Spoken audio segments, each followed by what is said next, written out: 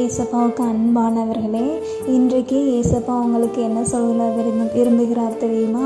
ஏசாயா 23:10 ஏசாயா 23 அதிகாரம் 10 குமாரத்தியே, நதியைப் போல நீ உன் தேசத்தில் பாய்ந்து போ, உனக்கு அணை இல்லை.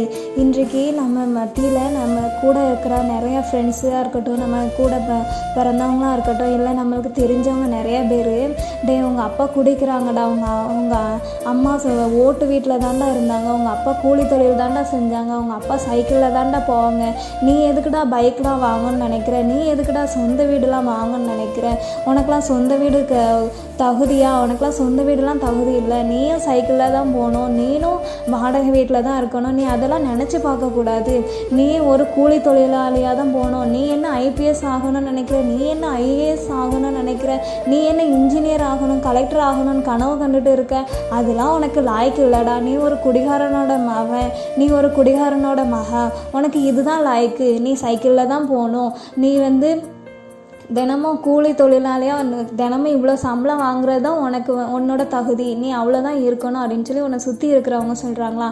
அதெல்லாம் நீங்கள் கேட்காதீங்க. இன்றைக்கி ஏசப்பா உங்ககிட்ட என்ன சொல்கிறாங்க தெரியுமா? நீ நதியை போல் பாய்ந்து போய்கிட்டே இரு, உனக்கு அணையே கிடையாது.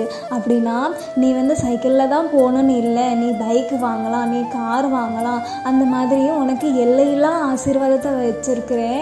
நீ கூலி தொழிலாளியாக தான் இருக்கணும்னு இல்லை மகனே, இல்லை மகளே, நீ இன்ஜினியர் ஆகலாம், நீ டாக்டர் ஆகலாம், நான் உன் கூட இருக்கிறேன். நீ என்ன ஆசைப்படுறியோ உன் ஆசையை நிறைவேற்ற நான் உன் கூட இருக்கிறேன். நீ ஒரு ஊழியக்காரியாக ஆகலாம். நீ மனுஷங்க சொல்கிற மாதிரி நீ அந்த சொல்ல கேட்டு நீ சோர்ந்து போய் இருக்காத, நீ எழுந்து புறப்படு, நீ எழுந்து ஓடு, உன் வாழ்க்கையில் நீ ஓடிட்டே இரு, நான் உன் கூட இருக்கிறேன். நீ டாக்டர் ஆவ மகளே, நீ இன்ஜினியர் ஆவ மகளே, நீ சொந்த வீடு கெட்டுவ மகளே, நீ சொந்தமாக பைக்கு நீ வாங்குவ, உங்கள் அப்பா மாதிரி இருக்க மாட்டேன், உங்கள் அப்பா கஷ்டங்கள்லாம் உங்கள் அப்பாவோடே போயிடும்.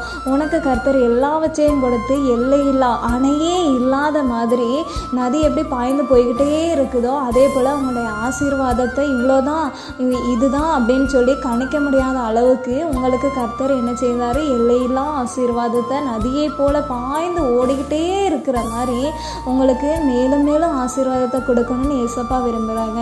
அதனால நீங்கள் மனுஷங்க சொல்கிற வார்த்தையை கேட்டு சோர்ந்து போய் இருக்காதீங்க.